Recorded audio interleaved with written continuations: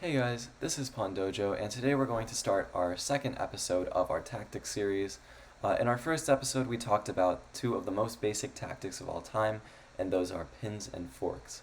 And in our second video, we are now going to talk about the two other most basic tactics in chess, discovered attacks and deflections.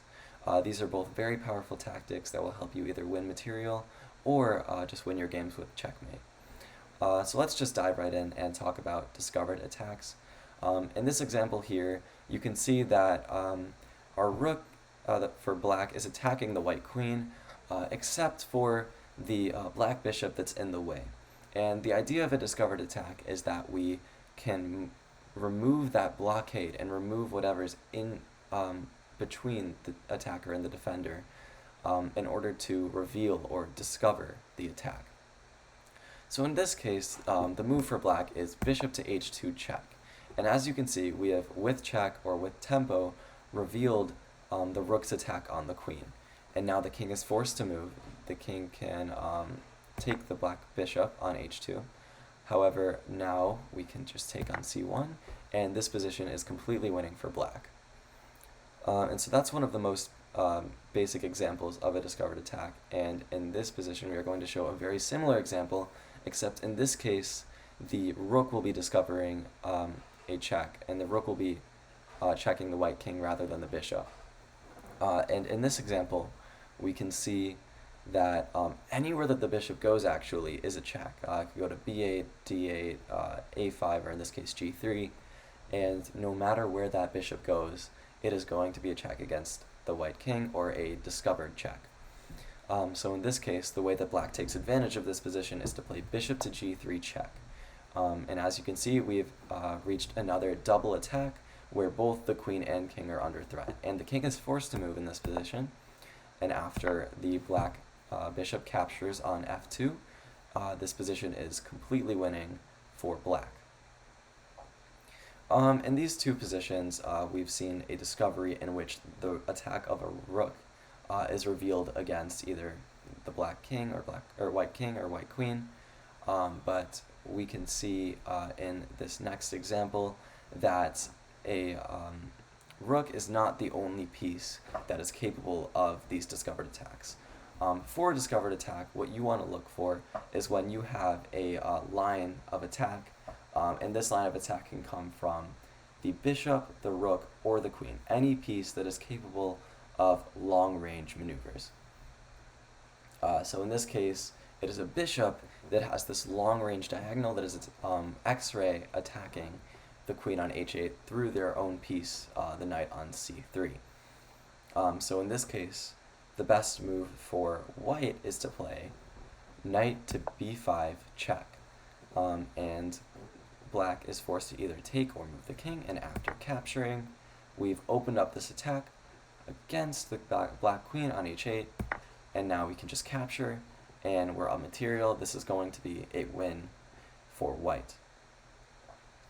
And the final example that I want to present is my personal favorite example of a discovered attack in chess. This is a grandmaster game, Reddy versus Tartakower, and in this case, black has just made the capture on e4, and it's white to move, and this position really showcases the true power of a discovered attack. In this case, white sacrifices their queen on d8 with check, forcing black to take.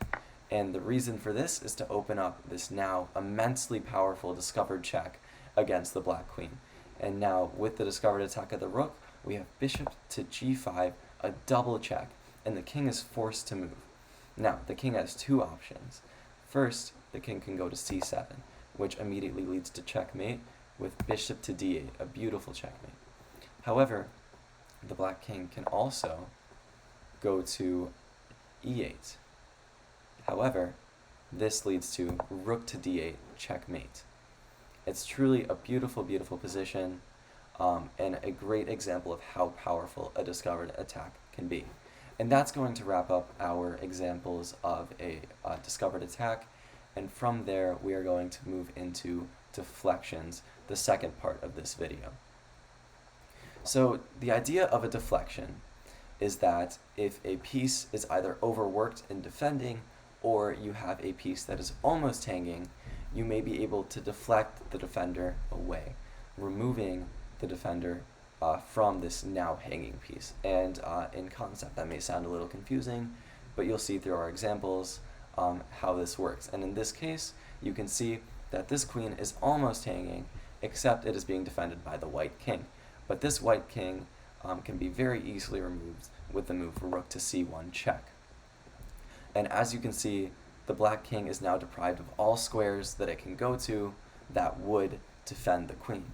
And the king is forced to move, let's say to b4, and now this queen on d5 is hanging, and white is winning in this position. And so to move into our next example, we have one of the most common examples in chess of how powerful deflection can be, and this is one to definitely be aware of. In this position, black is offered a queen trade on d7, and if white captures, we have a drawn position after queen takes d7 and rook takes d7. However, white has a much better move that is actually winning on the spot. As you can see, the rook on d8 is currently an overworked piece. It is defending the queen on d7, but it's also defending back rank checkmate on f8. So, with the move rook to f8, white threatens sort of a pseudo checkmate, where if nothing was guarding the back rank, this would be, of course, a back rank checkmate. However, the rook can capture on f8 and is forced to capture.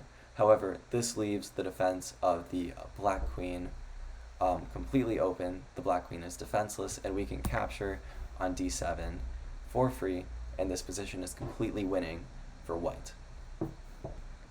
So, to move into our next example, we have a beautiful example of how checkmate threats can be used with deflection in order to force a win.